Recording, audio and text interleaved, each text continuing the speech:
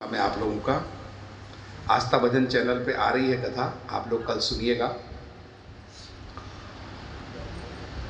एक छोटी सी कहानी मैं आपको बताना चाहता हूँ। तीन मित्र कहीं विदेश घूमने के लिए गए तो उनको 75वें माले पर उनको कमरा मिला। 75वें फ्लोर पे उनको कमरा मिला।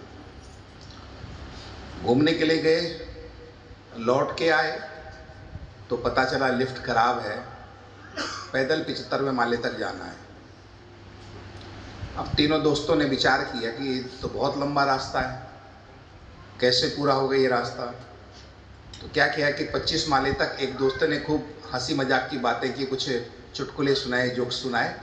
25वां माला पूरा हो गया।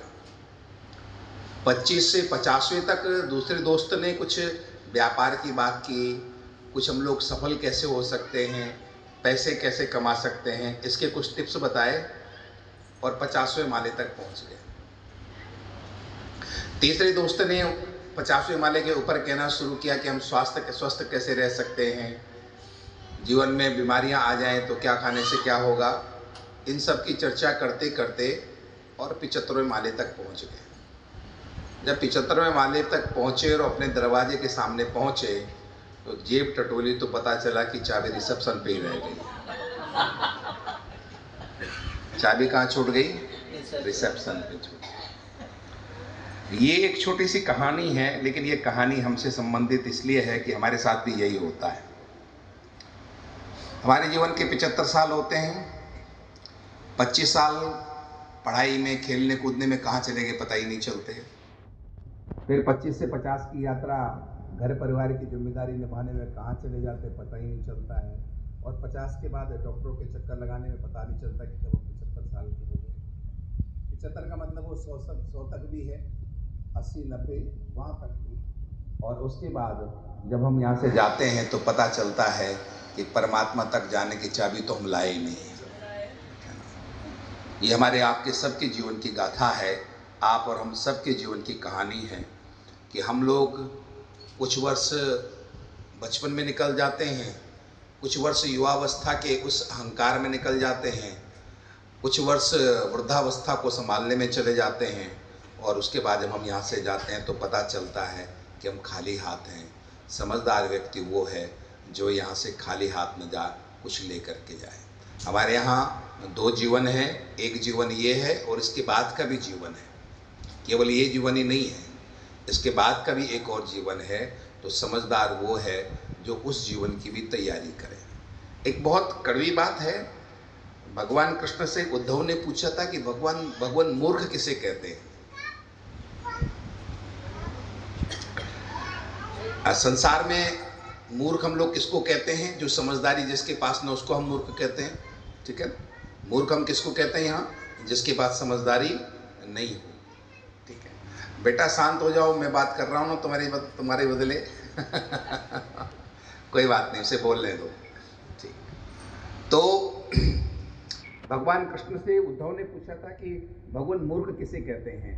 तो भगवान ने एक बहुत सुंदर जवाब दिया था, करने योग्य जो काम न करते हुए उल्टा जो काम करे वो मूर्ख है। अब हम लोग अपने लिए सोचें कि हम लोग किस श्रेणी में आते हैं, समझदार किस श्रेणी में आते हैं कि मूर्खों की श्रेणी में आते हैं? थोड़ा विचार करेंगे। ठीक है, करने योग्य काम हमारे लिए कुछ हम वहाँ की भी तैयारी करते हुए चलें, क्योंकि यहाँ जो कुछ हमने किया वो यहीं कहीं रह जाना है। परिवार यहाँ रह जाना है, संपत्ति यहाँ रह जानी है, नाम यहाँ रह जाना है, पद यहाँ रह जाना है, यहाँ तक कि शरीर भी यहाँ रह जाना है। और उसके बाद हम जो उस अनंत की यात्रा में जाएंगे, उस समय हमारे साथ केवल एक धर्म जाता है, परमात्मा का नामस्मरण जाता है, हमारे द्वारा किया हुआ पुण्य हमारे साथ जाता है। इसलिए हमारे संतों ने कहा है, हमारे विद्वानों ने कहा है, आचार्यों ने कहा है कि समझदार व्यक्ति वो है जो वहाँ की भी तैयारी करे।